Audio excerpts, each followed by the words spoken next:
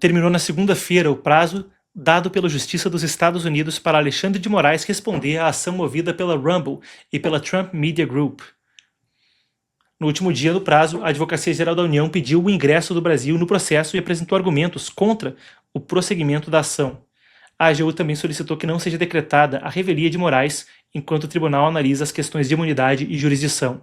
Lembrando, isso acontece num caso onde, após as restrições à Rumble e restrições ao próprio Truth Social no Brasil, que usa a Rumble para hospedar vídeos, houve essa ação promovida pelas duas empresas contra Moraes, falando que ele estaria intervindo na soberania americana e violando leis americanas sem passar pelo devido processo legal.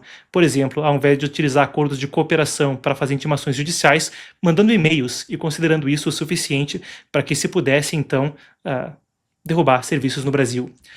O governo sustenta que as decisões questionadas foram tomadas por Moraes no exercício do cargo de ministro do STF e não poderiam ser revistas por um tribunal americano. Aí tem uma divergência. O processo, por um lado, vai no CPF de Moraes, por outro lado, o governo brasileiro se envolve. Agora, aguardamos para ver os próximos passos.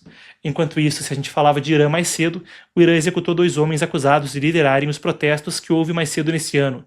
Entre dezembro e janeiro, os protestos se alargaram nas ruas, primeiro contra a economia, agora até muito pior do que estava na época.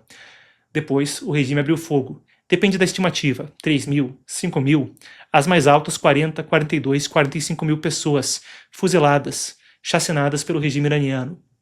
A informação foi publicada hoje pela própria mídia estatal iraniana quando se fala dos enforcamentos de gente que esteve então envolvida nesses protestos, condenados por aspas, guerra contra Deus e crimes contra a segurança nacional. Isso é parte de uma onda de execuções desde janeiro, onde pelo menos 40 pessoas, 18 delas manifestantes, foram mortas por motivos de aspas, segurança nacional, segundo a ONU.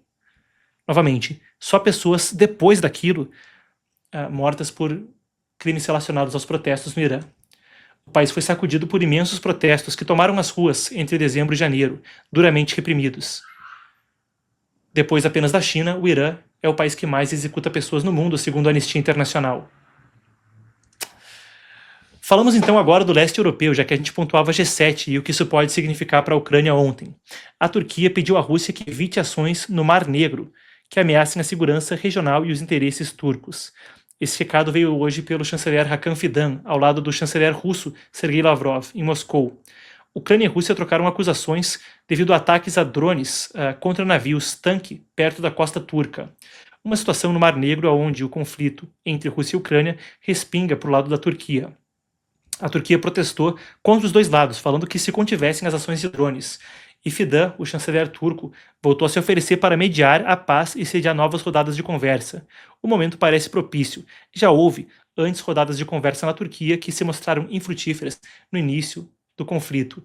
Ainda na pauta, Trump afirmou hoje que a Rússia deveria aceitar um acordo com a Ucrânia e prometeu fazer tudo o que puder para encerrar a guerra. Essa fala veio depois de uma reunião com Zelensky e líderes do G7 na França. A gente tem aqui a fala de Trump, Daniel, me confirma.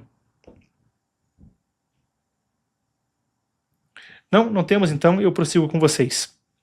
Na cúpula, europeus e ucranianos tentaram convencê-los de que a situação virou a favor de Kiev e pediram apoio.